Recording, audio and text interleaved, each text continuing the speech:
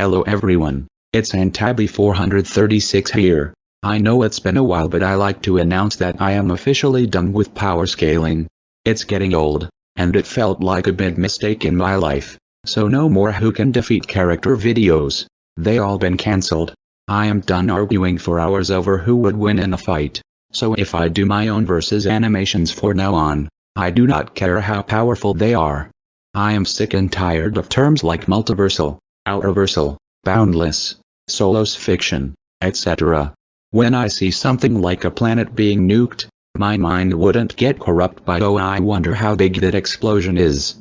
Power scaling in fact is just shipping, but for males, and fighting instead of relationships. And these tiers go from zero-dimensional to boundless, which can give me a headache. Sure, I used to be a power scaler, but not anymore.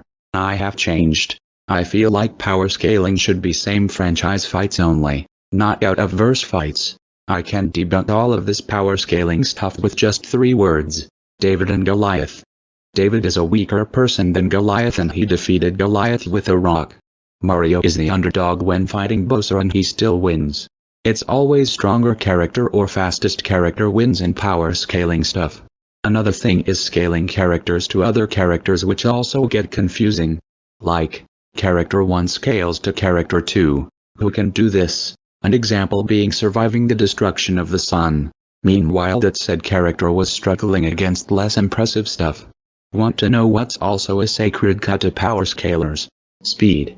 Speed alone doesn't win fights.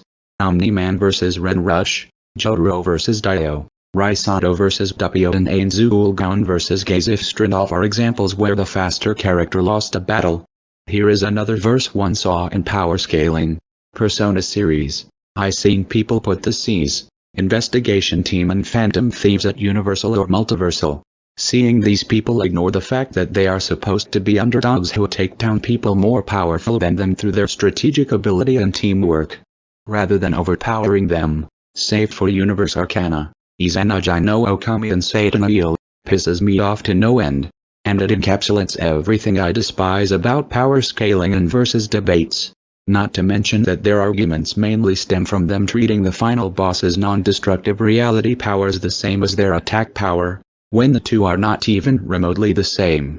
They are so obsessed with what characters can do, that they completely don't pay attention to who those characters are. Suddenly personality traits, intelligence, personality flaws, strength of will, personal traumas and phobias, personal values, personal history, individual talents, knowledge possessed by character, experience, etc. All those things, things that make characters interesting, don't matter. Only thing that matters is that character X punch harder than character Y.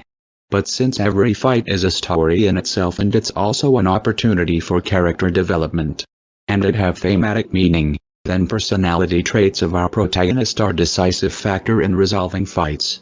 There are multiple times like this when weaker fictional character pull victory from the jaws of defeat and triumphs over stronger opponent.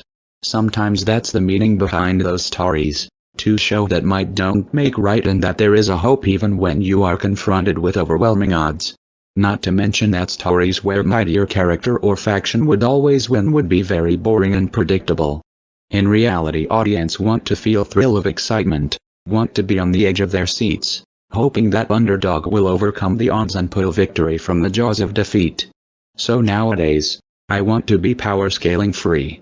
If I feel like making a versus animation, do not shove power scaling stuff in the comments for them.